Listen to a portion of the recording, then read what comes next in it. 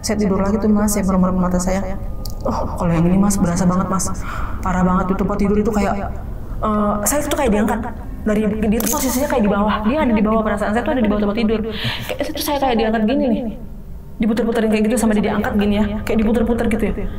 Terus saya kebangun dong, kebangun tuh, tapi bener ya Mas, karena di situ posisinya kenyataan tempat tidurnya berubah tempatnya, kakak saya di situ percaya. Saya bilang, aduh saya jadi gimana nih Kak gitu. Ya udah baca-baca aja katanya.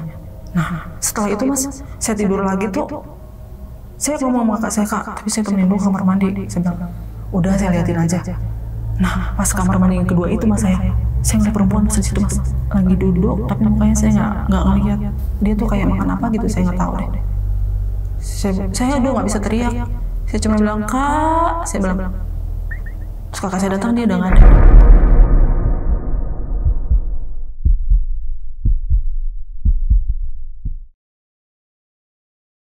Assalamualaikum warahmatullahi wabarakatuh. Balik lagi di channel Kisah Tengah Malam bareng gue Saputro Kristiansyah. Dan seperti biasa hari ini gue udah menghadirkan narasumber yang bakal menceritakan pengalaman horornya saat menginap di salah satu villa di daerah Puncak. Kita sapa dulu, sebelah gue ada Mbak Sinta nih. Halo Mbak. Halo Mas. Sehat Mbak ya? Alhamdulillah sehat. Alhamdulillah. Nih Mbak, ini kan nginep ya Mbak di salah satu villa di daerah Bogor, Puncak. Iya, Puncak. Itu waktu tahun berapa nih Mbak? Kalau nggak salah tuh tahun 2021. 2021? Setelah corona ya. Lagi corona ya? Lagi PPKM ya waktu itu ya? Iya, jadi kita jalan-jalan tuh sama keluarga ya. Oh ini dalam rangka jalan-jalan? Kebetulan kan baru beli mobil baru ceritanya. Oh mau nyobain jalan-jalan? Kalau kata kita tuh ya. Berarti ini pas weekend ini? Iya, weekend. Jumat, Sabtu, Minggu? Iya, berarti 2 hari ngejalan. Ya, 2 malam jatuhnya lah ya? Iya. 2 malam 3 hari? Iya. Berarti dari Jumat, Sabtu, Minggu pulang? Benar. Oke, dan itu waktu nginep di sana itu berapa orang? Kebetulan kita rombongan ya, karena nyobain mobil baru, terus ada kakak ipar, ada suaminya juga, ada ibu aku juga, terus ada adik aku, terus ada anak aku ada 5. Iya, jadi ada 9 ya. Oh 9? Tapi yang 2 nyusul sih. Oh. Dia naik motor karena nggak muat kan. Nggak muat sih 9 orang. 7 pas ya, kalau 7 pas satu mobil. 7 seater. Berarti yang 2 naik motor nyusul. Naik motor nyusul. Itu nyusulnya waktu hari Sabtunya atau masih hari Jumat? Mereka itu nyampainya malamnya itu juga. Oh malamnya? Oh cuman beda itu doang ya? Iya. Beda kendaraan lah ibaratnya. Iya, karena nggak muat kan. Oke, dan ini selama kurang lebih 3 hari 2 malam lah ya kita bilang ya.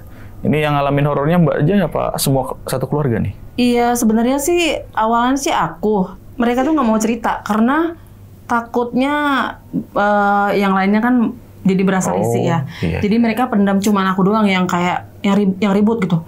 Kok gini ya, kok gitu. Tapi mereka udah ngerasain tapi diem aja. Oh, ibaratnya nggak mau cerita-cerita. Nggak mau cerita. Takutnya namanya juga lagi liburan. Kalau cerita-cerita kan ntar yang ada jadi nggak seneng ya berarti ya, nggak have fun lah, kepikiran. Kan? Makanya lebih baik dipendam. Tapi ujung-ujungnya cerita juga. Ceritanya pas di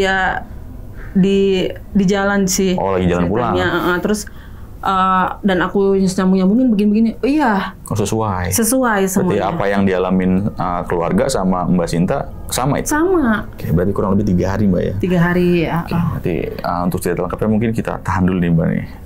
Nah, buat Sobat Tengah Malam nih, yang penasaran sama ceritanya Mbak Sinta, simak terus dari awal sampai habis. Dan bagi kalian yang mau ngirim cerita juga di channel Kisah Tengah Malam, bisa langsung klik link WhatsApp yang ada di deskripsi di bawah ini. Dan buat kalian nih yang lagi nonton tapi belum subscribe, langsung aja klik tombol subscribe. Dan jangan lupa nyalakan lonceng notifikasi biar nggak ketinggalan video terbaru dari kita. Oke Mbak, langsung kita mulai aja nih Mbak ya. Oke. Kisah Tengah Malam, dimulai.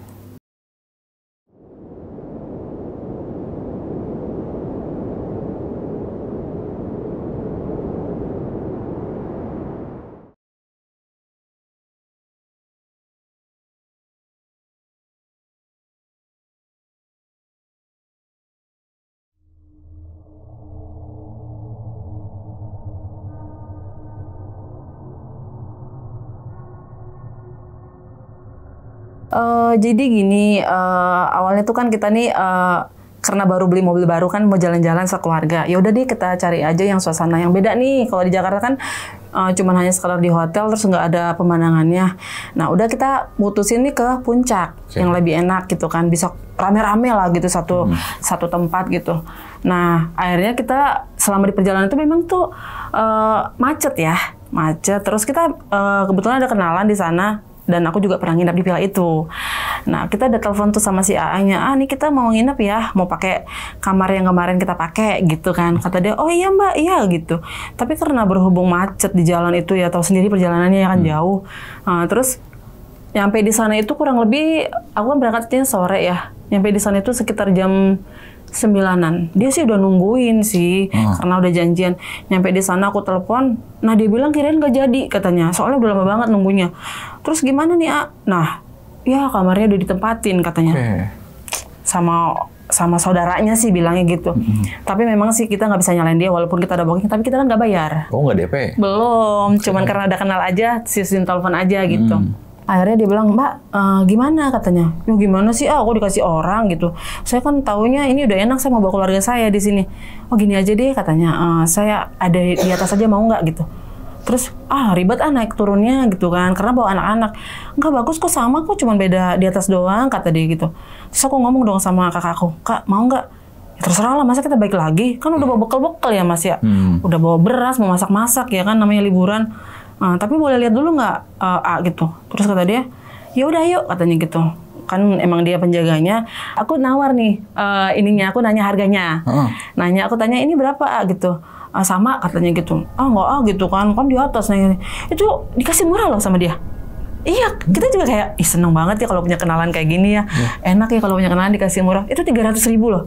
Bayangin ya, kamarnya 4 loh Mas. Sorry, ini villanya di lantai 2? Iya. Yang lantai 1 ditempatin orang? Iya, itu katanya saudaranya yang nempatin katanya gitu. Jadi tapi satu rumah?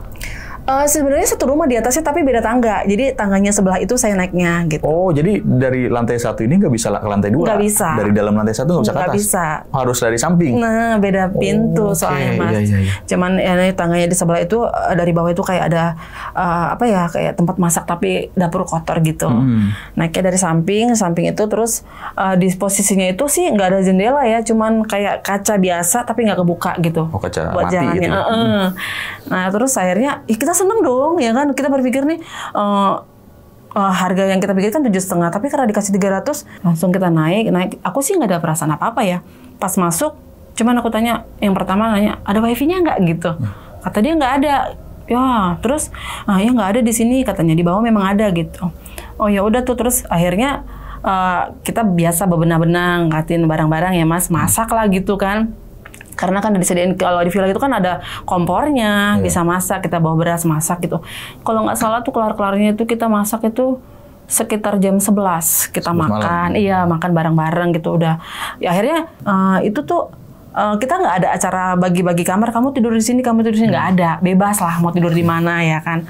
Tapi pada malam itu mungkin kita kekenyangan, capek tuh kayak apa ya? Kayak kerap gitu ya, kerap ya kalau kata orang bilang ya Mas. Kayak tuh kayak ngantuk banget gitu loh. Kayak ngantuk banget, kayak matanya kayak ditarik gitu. Awalnya kita bercanda, kita lihat TikTok, bercanda sama anak, sama ibu aku juga. Kok tiba-tiba ngantuk? Biasanya kita di rumah tuh jam 2, jam 1 tuh masih bercanda ya. Kok ini kayak langsung tidur gitu. Dan aku juga nggak maksudnya tuh nggak milih tempat tidur di sini. Dan aku juga lagi main HP di sebelah itu, kamar yang sebelah tangga itu aku tidur di situ lagi main HP. Tiba-tiba plus aja. Kayak nggak inget apa-apa gitu loh Mas. Terus jam berapa ya? Pokoknya jam-jam 2:30 apa jam 2:30 lah kalau nggak salah tuh. Tuh kayak ada suara anak aku bercanda. Gedebak-gedebuk, lari. Suara kaki tuh kuat banget loh. Gimana sih Mas, kayak namanya di lantai, kalau di loteng gitu kan, suara kaki tuh kedengeran banget ya, gedebak-gedebuknya. Kayak aku bangun, ini kok berisik banget sih, ganggu banget tidur gitu. Ini anak kok nggak tahu diri ya, maksudnya tuh udah malam loh, ini di rumah orang kok kayak gitu. Lari bercanda, itu ketawanya tuh cengengesannya tuh kencang banget Mas. Aku sampai kesel banget ya. Aduh, aku mau bangun, mata nggak bisa dibuka gitu kan. Makin kencang Mas suaranya. Gimana sih orang bercanda ya, rame-rame, tarik-tarikan, ketawa-ketawa sambil lari. Aduh, tapi aku ngantuk, terus udah kesel, aku udah nggak bisa tidur. Aku bangun, aku buka pintu Mas. Pas aku buka pintu Mas, nggak ada orang sama sekali. Sepi nih.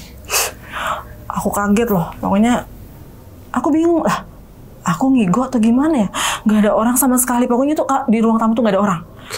Aku takut sambil kayak shock gitu. Ini bener nggak sih? Aku tutup pintu. Aku takut kan, aku tutup, aku kunci. Aduh, gimana ya gitu. Aku terus kayak, ini bener atau enggak sih gitu kan ya. Mimpi kali gitu kan ya Mas. Udah aku balik ke kasur. Aku mau keluar tuh, mau ke kamar sebelah, aku nggak berani. Aku balik lagi tidur, aku tarik selimut. Gak berapa lama tuh, selang 5 menit ada suara orang naik dari tangga. Tek, tek, tek, kakinya tuh kedengeran banget mas. Terus aku dengerin sampai gini, kok hilang? Aku udah mulai panik di situ tuh, udah mulai takut kayak, aduh dan nggak bener nih gitu kan ya. Terus aku keluar nggak ya, keluar nggak? Soalnya tuh kan jaraknya jauh ya mas. Antara kamar aku dengan itu sebenarnya itu agak lumayan jauh jalannya, nggak langsung buka pintu langsung kelihatan, enggak gitu kan. Kan villa itu kan besar ya kamarnya, ruangannya. Terus akhirnya ada suara ngedam. Aku tuh agak lega, wah ada orang kali gitu. Aku buka dong gordengnya, nggak ada orang. Ya ampun, udah nggak bener nih. Aku langsung buka pintu, aku lari mas ke kamar sebelah, aku lari. Aku langsung bangun kakak aku, kak bangun kak. Loh cepet banget sih, bangun kak gitu. Apaan sih ya? Orang tidur dibangunin katanya, capek gue kan.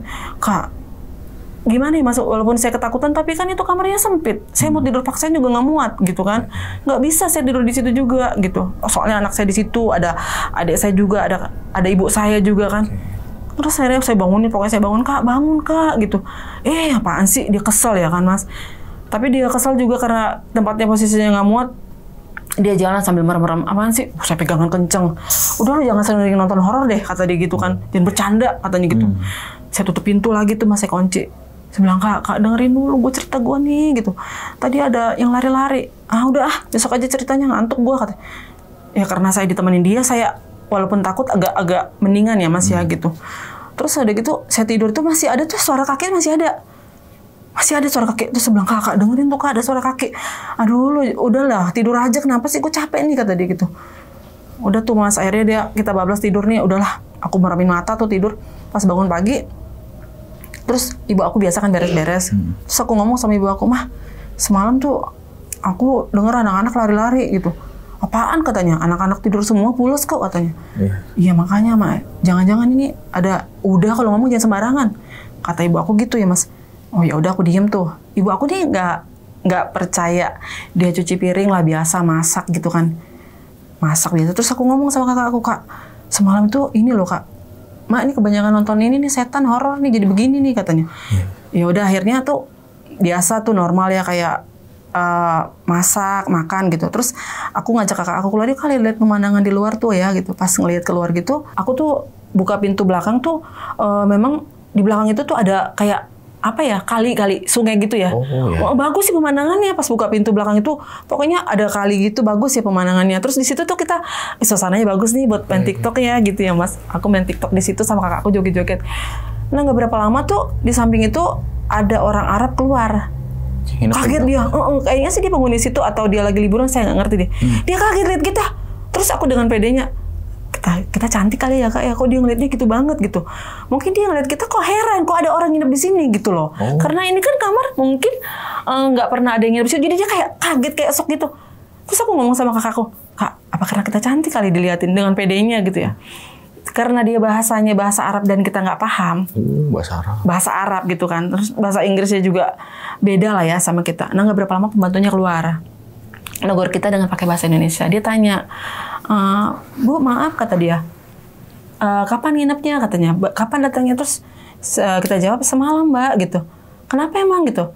Enggak apa-apa gitu. Terus kayaknya ada sesuatu yang mau disampaikan sama dia, tapi dia kayak mungkin kita nggak percaya ya kalau dia ngomong gitu kan. Kenapa mbak? Nah akhirnya kita diundang makan nih sama dia. Tapi karena diundangnya bukan aku sendiri dengan kakak aku berani dong ke rumahnya dia, tinggal loncat. Akhirnya kita turun, kita diundang makan sama dia, dimasakin. Ini Arabnya memang baik ya, dimasakin nasi khasnya dia, ngobrol-ngobrol. Dah dia di situ cerita, dia bilang sama pembantunya, kasihan ini mbaknya, kasih tahu aja mbak bahwa rumah itu angker, villa itu nggak pernah ditempatin gitu, bahasa mereka lah ya. Aku nggak ngerti dan ditranslate sama mbaknya. Mbak maaf ya katanya, bukannya kita kasihan aja katanya, soalnya itu kamar nggak pernah ada yang nempatin, nggak pernah ada yang sewa. Saya memang pembantunya dia, tapi dia tahu warga situ, tahu gitu. Maksudnya gimana ya mbak? Saya tanya gitu. Enggak, saya bilangin aja, soalnya di sini tuh kalau yang bawah sering ada yang nempatin kan, tapi kalau atas itu saya nggak pernah lihat ada yang nempatin. Khusus lantai 2 ini. Nah, saya udah mulai saya senggol kakak saya. Tuh kan kak, saya bilang apa? Rumahnya angker kan. Terus gimana mbak? Ya saya sih selama di sini sering dengar ada yang teriak-teriak di situ, sering ada yang jerit-jerit, tapi kita nggak tahu itu siapa, nggak pernah ngeliat wujudnya, katanya gitu. Saya mulai kepalanya tuh udah mulai besar ya, kayak ini orang bercanda atau nakut-nakutin kita gitu kan ya. Mbak, ini bener gitu kan ya. Ya terserah Mbak deh. Mbak masih lama di sini nginepnya. Saya sih bayarnya 2 hari.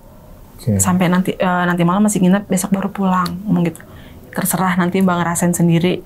Tapi saya nggak cerita masalah anak-anak itu lari, nggak, cuman saya senggol kakak saya aja. Setelah kita dikasih makan, pulang, terus kita biasa ya ngobrol sama anak di situ, nggak ada yang aneh sih, cuman ibu saya ada kan ya ibu yang masak, yang nyuci. Dia ngomong, dia marah-marah terus. Dia bilang nih katanya anak-anak nih katanya susah dibilanginnya, sebentar-sebentar nyalain keran nggak dimatiin. Nah di situ aku udah tanda tanya, nyalain keran. Terus saya tegur dong, Adek, kok nyalain keran kayak gitu, nanti airnya tumpah-tumpah. Apaan sih mah, nggak ada katanya. Itu bukan keran air doang mas, dispenser juga bolak-balik. Kayak dinyalain, sampai tumpah-tumpah loh mas. Kan kita air beli sendiri ya, tumpah-tumpah terus dimatiin ibu saya. Terus ibu saya udah ngomong, ini anak-anak bandel nih gitu. Tapi hati ibu saya juga udah ngerasa yang ada yang aneh. Sorry, ini belum malam kan? Udah mau malam nih. Ini masih sore berarti? Udah, kita ngobrol nih di ruangan ya.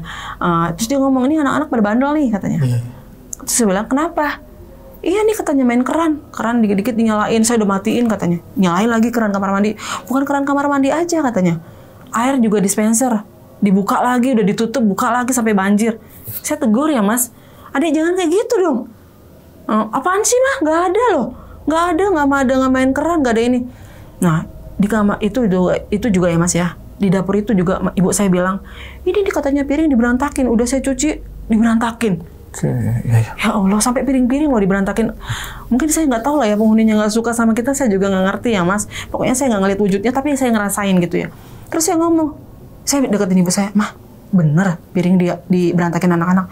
Tapi kayak nggak normal kok, masa anaknya nggak ngerti piring berantakan sama enggak. Ini piring udah saya rapiin, piringnya berantakan lagi, banyak kayak piring kotor gitu loh mas. Iya. Kayak ngerjain gitu loh. Terus air dispenser udah bolak-balik dimatiin, tapi Mama juga nggak yakin kalau anak-anak gitu, makanya Mama tegur katanya. Mak, ini udah nggak ada yang beres nih mak, saya ngomong gitu. Terus ibu saya langsung berpikir, maksudnya apa? Tapi udahlah nggak usah diceritain. Terus kata kakak saya, udah jangan didengerin dia mak, katanya kakak saya ngomong kayak gitu ya. Halu dia mah katanya. Ya udah, saya bilang terserah deh gitu. Ini udah mau menjelang maghrib, kita masak, makan bareng. Tapi nggak tahu ya mas, setelah makan malam gitu tuh ya mas, hawanya tuh ngantuk aja di situ. Iya, biasanya kan kita kalau di rumah tuh tidurnya malam. Tapi kok di situ kok, apa karena mungkin dingin, saya juga nggak ngerti ya. Hawanya dingin ya. Dingin banget, jadi baunya ngantuk gitu. Ini kita pengennya kan di situ kan kayak bercanda, ngobrol gitu kan, ya refreshing lah. Ini malah tidur doang mas di situ. Iya, jam berapa tuh ya? Habis selesai makan, beres-beres, itu jam 8, jam setengah 9 masuk kamar, pada tidur loh mas. Saya juga bilang, kok tidur semua sih ya gitu. Nah, yang malam kedua ini mas, saya nggak berani tidur sendiri. Saya nggak mau tidur sendiri. Saya bilang sama kakak saya, Kak, saya nggak mau tidur sendiri ah. Tidur sama lu aja. Kenapa lo katanya? Nggak, tidur di sini aja, jangan dekat tangga. Saya nggak mau gitu. Takutnya kayak kemarin lagi, saya bilang gitu. Ya udah katanya. Tuh kakak saya nemenin tuh mas. Tidur di kamar yang sebelah ya. Bukan kamar di sini. Nah, pas malam kedua itu, saya tuh kayak apa ya? Kayak mau kamar mandi tuh kayak berat gitu loh. Bangun nih mau pipis ya. Takut gitu loh. Terus saya nggak tahu tuh kenapa tiba-tiba di situ hawanya, karena saya ngerasain tuh beda dari awal. Mau pipis pun saya ke kamar mandi, saya bangun kakak saya. Kak, temenin kamar mandi dong, saya bilang gitu. Terus kata dia, iya apaan sih lo, ganggu mulu, tinggal nyebrang aja kamar mandi. Gua takut kak, gitu kan ya. Udah ya gue liatin, kata dia gitu. Udah tuh ditemenin tuh mas, sama kakak saya. Saya bilang daripada saya kencing celana di sini, saya bilang temenin sama dia. Udah diantarin, saya tidur lagi tuh. Tapi saya kayak nggak bisa tidur mas, kayak nggak merem gitu loh mata. Tapi saya namanya, kita tuh kalau ada yang nemenin kan agak berasa tenang ya, nggak ketakutan gitu. Saya merem-meremin mata gitu. Saya ketidur tuh mas. Pas saya ketidur tuh mas, ya Allah nggak tahu ya, berasa banget tuh mas, tempat tidur saya itu digoyang-goyang, gimana sih, kayak muter gitu. Terus saya pikir gini, ini kayak ini nyata atau saya kebangun tuh ya, tuh berhenti. Terus saya ngomong sama kakak saya, kak bangun kak. Lu ganggu mulu katanya. Lu berasa nggak sih ada tempat tidur yang goyang-goyangin? Nggak ada, kata dia gitu. Aduh, kok gini amat ya? Saya bilang ngerasa tuh kayak, kok saya doang yang diganggu. Nah, saya tidur lagi tuh mas, saya merem-merem mata saya. Oh, kalau yang ini mas berasa banget mas, parah banget tuh tempat tidur itu kayak saya tuh kayak diangkat dari dia tuh posisinya kayak di bawah, dia ada di bawah, perasaan saya tuh ada di bawah tempat tidur. Kayak itu saya kayak diangkat gini nih, diputer-puterin kayak gitu sama dia diangkat gini ya, kayak diputer-puter gitu ya. Terus saya kebangun dong, kebangun tuh, tapi bener ya mas, karena di situ posisinya kenyataan tempat tidurnya berubah tempatnya, kakak saya di situ percaya. Tempat tidurnya tuh miring tempatnya, kan harusnya kan lurus jajaran ke sini. Itu udah muter, beda. Oke, iya. Baru kakak saya ngerasa, iya ya tah, yang dorong siapa ya katanya. Tuh kan kak, saya sampai ngeluarin air mata tuh. Tuh kan kak, gue bilang juga apa tadi gitu kan. Terus udah gitu, kak gimana nih? Udah katanya, tidur aja kan beda alam masing-masing katanya. Kakak saya tuh orangnya berani mas. Dia ke kamar mandi sendiri, nggak kayak saya. Karena saya ada ngerasain aneh, saya nggak berani. Kamar mandi sendiri. Kak, lu nggak bisa ditemenin? Nggak usah katanya gitu. Gue sendiri aja katanya. Dari kamar mandi, pas udah selesai terus saya bilang, ini saya lihat jam itu kalau nggak salah tuh jam 3-an lah. Terus saya ngomong, kak, kok gue diganggu, kenapa ya? Nah, kakak saya ngomong, oh iya katanya, lu sih jorok katanya. Kenapa? Kan lu lagi datang bulan. Oh iya ya. Terus hubungannya apa? Saya bilang, kan dari kemarin udah gue bilangin, kalau buang pembalutnya jangan sembarangan, kata dia gitu. Emang ngaruh ya? Yang ngaruh ini kan rumah orang gitu, kita yang nggak tahu gitu. Terus, ya makanya mungkin dia nggak suka, apalagi posisi kamu kan wangi, dia bilang. Saya ngomong, oh iya kali ya, saya bilang gitu. Udah, saya bilang, aduh saya jadi terus gimana nih kak gitu. Ya udah baca-baca aja katanya. Nah, setelah itu mas, saya tidur lagi tuh, saya ngomong sama kakak saya, kak, tapi saya temenin dulu kamar mandi. Saya bilang, udah saya liatin aja. Nah, pas kamar mandi yang kedua itu mas, saya ngeliat perempuan mas di situ mas, lagi duduk, tapi mukanya saya nggak ngeliat. Dia tuh kayak makan apa gitu, saya nggak tahu deh. Saya udah nggak bisa teriak. Saya cuma bilang, kak, saya bilang. Terus kakak saya datang, dia udah nggak ada. Tiba-tiba hilang? Hilang. Kenapa lo? Udah deh, kita pulang aja buru-buru kak. Kenapa emang? Aduh, saya untung nggak ngeliat mukanya mas. Saya cuma lihat dia duduk, kayak nggak makan apa tuh, ngejelatin atau apa, saya nggak tahu deh. Perasaan saya nggak ada buang sembarangan sama mamanya. Habis itu dicuci, ditaruh tempat sampah. Tapi saya nggak tahu ya, mungkin penghuninya nggak suka sama kita atau kita nggak. Assalamualaikum, saya juga nggak paham ya mas ya. Intinya itu rumah dia dan itu juga rumah katanya nggak pernah ditempatin gitu. Saya di situ udah mulai shock, udah ngelihat dia, tapi dia nggak ngelihat muka. Saya nggak ngelihat muka dia nggak berbalik. Dia cuma begini belakangin saya sambil makan apa saya nggak tahu. Saya di situ shock, nggak bisa ngomong sama sekali mas. Saya nggak bisa ngomong, pokoknya saya diem di situ. Saya ngomong, kak gimana nih kak? Udah katanya yang penting dia nggak ganggu. Nah udah akhirnya saya balik lagi ke tempat tidur, tapi saya nggak bisa tidur di situ mas, kayak orang sakit ya jatuhnya. Oke, iya. Shock banget saya. Terus nggak berapa lama ibu saya datang. Kenapa? Tadi kayak ada suara teriak. Tahu nih katanya Sinta tadi ngelihat ada perempuan di situ mak katanya. Dikasih air minum. Tapi saya udah nggak nyaman. Maksudnya udah kayak apa ya? Kayak ngerasa kayak perasaan saya tuh kayak dimasukin sama dia, kayak saya tuh kayak nggak tenang, udah shock gitu, udah mau nangis nggak bisa, udah kayak bukan saya gitu saya ngerasanya gitu. Iya. Terus akhirnya kata ibu saya, udah katanya kita pulang aja ya gitu. Tapi kan pas pagi-pagi itu kita masih biasa seperti biasa dan nggak ada cerita ke anak-anak, nggak cerita apa-apa, karena takutnya nanti jadi ceritanya jadi panjang gitu. Nah akhirnya aku bilang sama anak-anak, sama kakak, sama adik saya yang laki-laki, gimana kita pulang aja yuk, saya bilang. Terus dia bilang ya udah kalau mau pulang rapi-rapi dah katanya. Soalnya kan ini mau jalur buka tutup. Iya. Buka tutup ya. Ya udah katanya. Emang kenapa sih kok tiba-tiba pengen buru-buru pulang katanya. Nah dia cerita iya gini-gini. Nah disitulah kita kayak sinkron semuanya. Akhirnya terbuka. Oh iya berarti kemarin tuh yang keran kebuka itu bukan anak-anak ya? Ini kata ibu? Iya. Akhirnya kita sinkron semua cerita. Nah berarti yang buka dispensernya itu, yang dibukain tuh berarti bukan anak-anak ya? Gitu. Disitulah kita langsung mengkaitkan semuanya sama. Oh berarti yang berantakin piring di dapur itu bukan anak-anak juga? gitu. Saya bilang, iya mak, nggak tahu deh.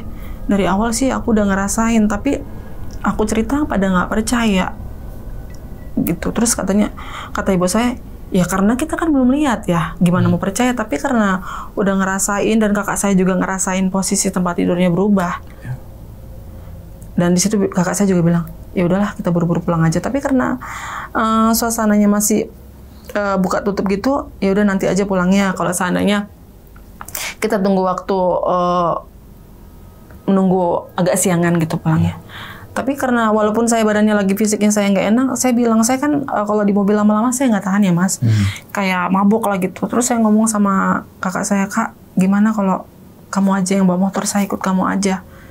Lah emang lu bisa? Nggak apa-apa deh daripada nanti mabuk di jalan, karena saya yakin nih mas bakal macet ya. Biar suami kamu aja sama anak-anak sama adek yang bawa mobil gitu. Ya udah terserah katanya gitu. Akhirnya kita beres-beres semua apa yang kita bawa itu, kita pokoknya jangan sampai ada yang ketinggalan. Pokoknya itu setelah jam-jam berapa ya kita pulang, udah kemas-kemas itu jam 3-an kayaknya. Oke, sore berarti. Pulang terus kata kakak saya gini, bener nih lu bisa katanya naik motor. Udah kak, gue kalau naik mobil saya nggak tahan, saya bilang gitu. Soalnya jauh banget. Nah udah tuh mas, akhirnya kita itu ngobrol-ngobrol, kita udah keluar dari ini nih, udah keluar dari villa, kita cari makan dulu di itu. Akhirnya kita pisah-pisahnya itu mau menjelang maghrib pulangnya. Dan ibu saya juga pulang di mobil, saya pulang sama kakak saya. Nah, ini posisi udah agak gerimis memang. Tapi aku pakai jas hujan kan. Paling hujannya juga nggak rata gitu. Paling hujannya di puncak di sananya enggak gitu. Aku naik motor sama kakak aku boncengan. Ini nanjak. Kita tuh kan namanya apa ya mas ya, kayak di puncak itu kan banyak tanjakan ya. Nah pas itu nanjak gitu, kakakku bilang, gue gak kuat nih bawa lu turun aja ya, lu jalan katanya. Lu gimana sih kak, mana maghrib lagi, ya lagian lu tadi disuruh naik mobil gak mau katanya, ya kan menghindarin macet ya. Akhirnya saya jalan nanjak, motornya memang ya karena itu bukan jalan kita ya mas, susah juga walaupun nanjaknya kita motornya mau sehat mau enggak, tapi kita nggak tahu selaknya tetap aja. Oh iya. Kakak saya aja hampir mau jatuh loh nanjaknya tuh, karena dia nanjaknya memang nggak tinggi tapi begini kayak belok-belok. Nah saya ngomong sama kakak saya, kak jangan tinggalin saya, kan jalan gelap nih, jangan tinggalin saya ya kak. Iya katanya. Nah waktu saya mau nanjak itu mas, saya kan lari, saya buka sendal nih biar kuat dong larinya. Saya buka sendal, saya lihat orang banyak loh, banyak yang maksudnya barengan saya jalan gitu. Saya bilang, oh kak ada teman gue nih aman gitu ya. Ya udah katanya, saya buka sendal, saya lari. Saya ngerasa teman saya banyak. Pas saya di tengah jalan itu mas, orangnya nggak ada. Nggak ada orangnya, saya bingung lah. Itu orang kemana semua gitu loh. Saya sampai berdiri di tengah jalan, kakak saya udah jalan pelan-pelan, saya udah teriak dia, kak tungguin ya. Saya ngeliat itu nggak ada orang mas. Nggak ada orang, terus saya lihat kanan kiri, kuburan. Saya lihat kuburan, terus saya berpikir, ya kok ini ada aja ya, saya bilang nggak di mana-mana kok kejadian yang sama tuh saya rasain lagi gitu loh.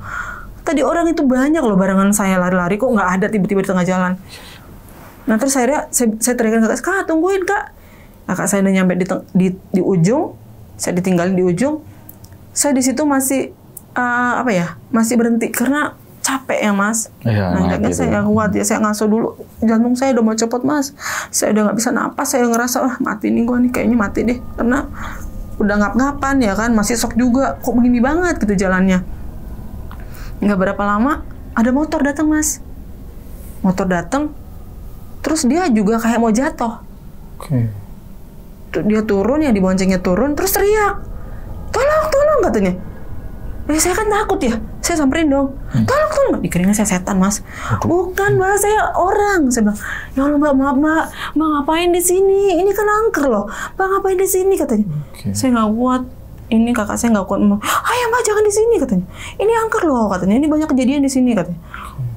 Langsung saya jalan, saya bilang, iya mbak saya tadi nggak kuat, saya ngasok di sini. Saya bilang gitu, cepetan katanya. Terus dia ngomong sama kakak saya, mbak itu kakaknya ditinggal, nggak kuat motornya, itu motor udah bau mas.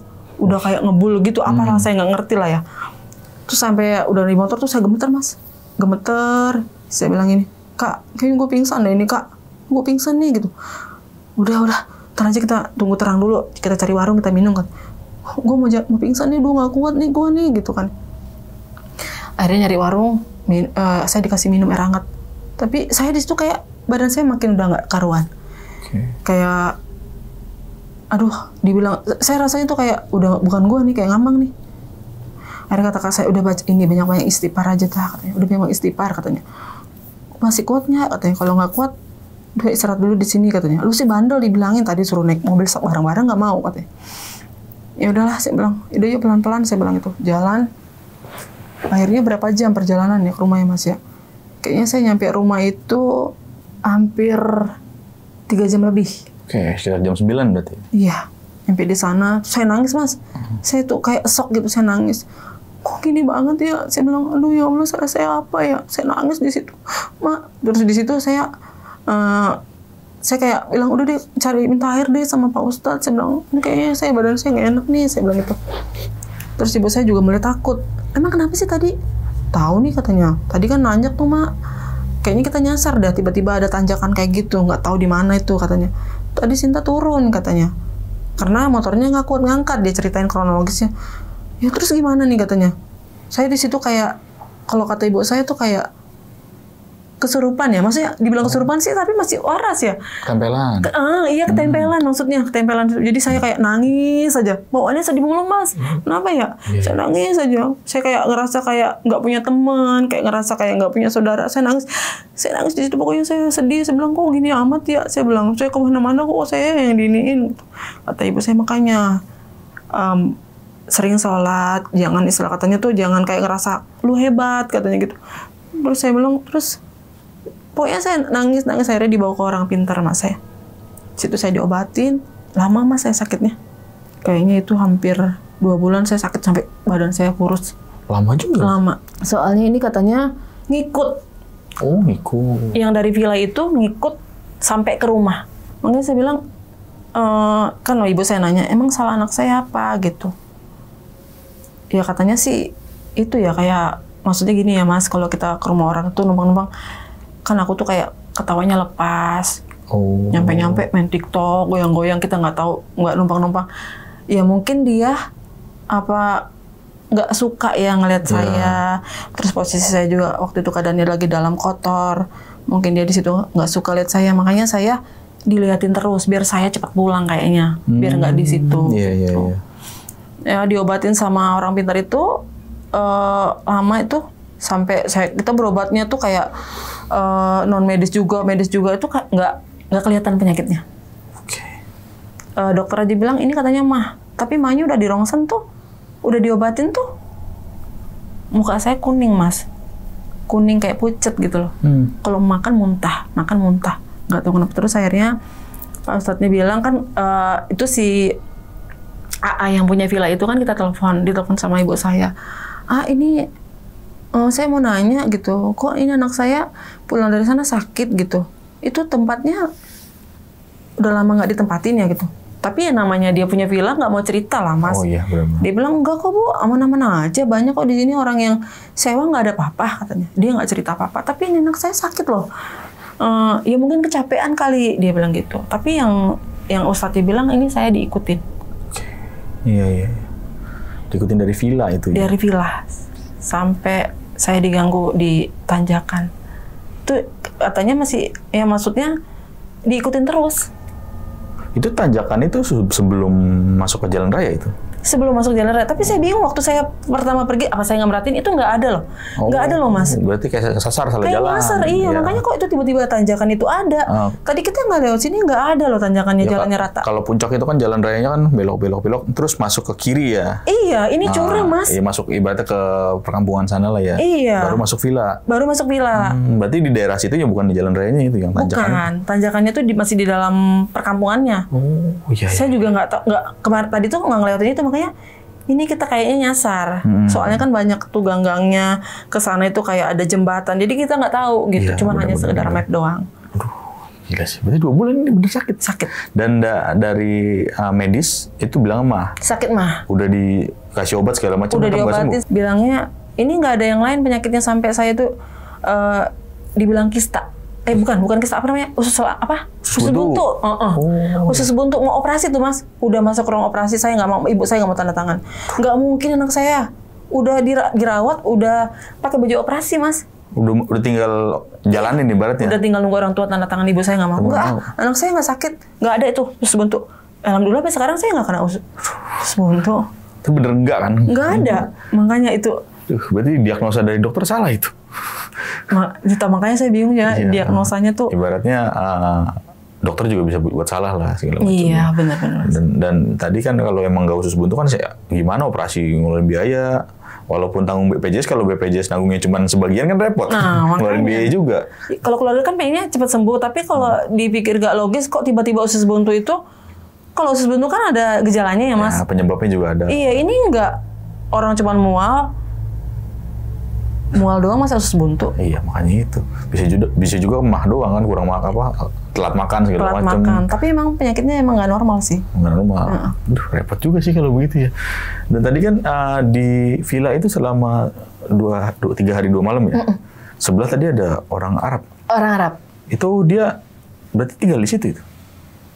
Kayaknya sih dia kayak apa ya, kalau kata kita tuh kayak wisatawan ya kali ya, apa sih? Wisatawan. Turis gitu, kayak jalan-jalan, hanya sekedar mungkin dia hanya sebulan atau seminggu gitu. Jadi dia nggak menetap di situ. Tapi dia sering dengar suara teriakan dari situ lantai 2. Iya kan, mbaknya kan yang ngelola di situ. Mbaknya yang orang situ. Mbaknya orang situ yang ngurus-ngurus. Jadi dia tahu persis banget. Oke, dan si orang Arabnya juga ngalamin sendiri. Ngalamin. Makanya dia ngasih tahu itu. Ngasih tahu biar jangan ngerasain yang lebih parahnya lagi diganggu. Ya. Ibaratnya si orang Arab ini sering dengar teriakan, cuman nggak ada yang nempatin itu. Lantai 2. Nggak ada. Bener-bener kosong, cuma ada yang teriak. Sering ada yang nangis, teriak-teriak, jerit-jerit gitu. Tapi nggak ada yang nempatin. Jadi, tapi mereka tuh udah tahu itu hal biasa. Karena mungkin itu memang aku nggak tahu itu penghuninya dulu kenapa. Tapi di situ udah. Iya. Itu pas banget sebelahnya itu. Sebelah-sebelahan itu ya. Berarti pas ngobrol itu Mbak di lantai 2, dia di lantai bawah. Bukan, di atas juga. Di atas juga. Di balkon juga dia sama. Lagi jemur-jemur. Kiri kanan balkon. Pas ngeliat kita tuh kaget. Iya. Kagetnya tuh kita kirain tuh wah cantik nih kali kita dilihatnya. Udah kepedean gitu. Katanya mau ngasih tahu. Ngasih tahu bahwa rumahnya angker gitu, villanya itu. Dan juga tadi kan ibunya juga diganggu ya, kayak apa namanya, dispenser nyala sendiri. Iya. Piring berantakan, ibaratnya sebagai Mbak Sintan ya sebagai ibu tahulah kalau anak bohong atau enggak ya. Iya. Tapi ini bener-bener anak jujur ini. Iya, nggak ada. Ngapain katanya mah ngacakin piring katanya. Iya. Buka-buka. Kita juga sebagai orang tua bisa tahu lah, ini anak lagi bohong atau enggak. Iya, kan ketahuan lah ya, ibaratnya gitu. Tapi ini bener-bener jujur, cuman parah sih. Maksudnya iseng banget gitu loh. Sampai air dibuka. Kayaknya sih dia mau nunjukin bahwa dia ada di situ. Kalau feeling saya sih ya Mas. Maksudnya ini gue ada di sini nih, lu jangan ganggu, nih tempat gue, kayak gitu sih. Tapi kan karena kita nggak ngelihat wujudnya, jadi kita kan nggak tahu itu siapa gitu. Jadi kan. Jadi pesan dia tuh nyampe ke kita ya, kita nggak tahu pesannya apa gitu loh. Udah lu pergi deh dari sini deh, kayak ganggu gua lu gitu. Mungkin dia keganggu, tapi kita ya nggak paham gitu kan. Juga nggak ngelihat kan. Iya, untung aja kita cuma dikasih kayak gitu. Kalau dikasihnya kayak ya amit-amit jabang bayi ya, sampai ketempelan yang sampai ya kayak aku kan udah. Apalagi sampai hanya aku doang. Kalau yang lainnya kena kan Mas gimana gitu. Apalagi sampai amit-amit di jalan kenapa-napa. Nah itu dia. Kalau ngikut ganggu kan kenapa-napa. Ibaratnya lagi nyupir konsentrasi diganggu. Aduh amit-amit sih jangan sampai. Dan tadi Jen juga ada cewek lagi duduk nih. Itu nggak tahu makan apa. Nggak tahu. Saya nggak tahu. Maksudnya kan yang lagi mohon maaf datang bulan Mbak doang. Iya. Itu bisa jadi nggak dia ngambilin darah apa gimana? Kayaknya sih feeling aku kayak gitu sih. Lagi makan gitu. Iya, tapi kan pembalutnya aku plastikin kok dia. Saya nggak tahu ya. Pokoknya dia ada sana, dia lagi begini. Saya ngeliat banget posisi tangannya. Tapi mukanya saya nggak ngeliat. Lagi kayak makan gitu. Iya. Saya mukanya nggak ngeliat. Kalau saya ngeliat mukanya mungkin saya pingsan kali ya. Tapi bener cewek itu ya? Cewek, rambutnya panjang, baju putih. Lagi duduk di WC kayak gitu. Aku udah nggak bisa teriak Mas, cuman Kak. Kakak saya langsung datang buru-buru, hilang udah nggak ada. Oke. Berarti serem juga ya. Aduh. Kemungkinan dia ya jilatin itu, karena kan ada juga mitos-mitos dari masyarakat kalau anak suka ngejilatin darah menstruasi. Iya bener Mas. Emang jijik sih, cuman ya gimana lagi, namanya juga setan, kita kan nggak tahu ya. Iya betul Mas. Oke, itu tadi cerita dari Mbak Sinta nih. Jadi 3 hari 2 malam Mbak ya? Iya betul. 3 hari 2 malam dan sampai ngikutin ke rumah nih setannya. Iya, ya ampun. Dan ternyata yang ngikutin yang cewek tadi. Iya. Dan sempet juga sakit 2 bulan ini. Sakit 2 bulan, nggak tahu sakitnya apa. Cuma lemes aja gitu ya. Mual, muntah. Mual, Terus muntah. mukanya tuh kuning, kayak dibilang tuh kayak liver tapi bukan gitu loh. Tapi juga nggak sakit kan? Nah, sekarang juga nggak aman-aman aja liver kan? Iya, makanya sekarang nggak ada apa-apa. Iya, aman-aman aja ibaratnya kan. Dan tadi sempet juga kayak semacam ngerasain apa yang dirasain si setan ini ya. Nangis, sedih. Iya. Ibaratnya hawanya begitu, pengennya gitu. Iya. Padahal ibaratnya nggak ada yang bikin sedih kan? Nggak ada cerita sedih. Tapi pengennya nangis aja. Mungkin di perasaan si setan itu. Iya, mungkin saya kali yang nyampein ya, saya jadi kayak ngerasa tuh kayak bingung ya, saya juga nangis kayak sek-sekan, nggak tahu yang ditangisin apa.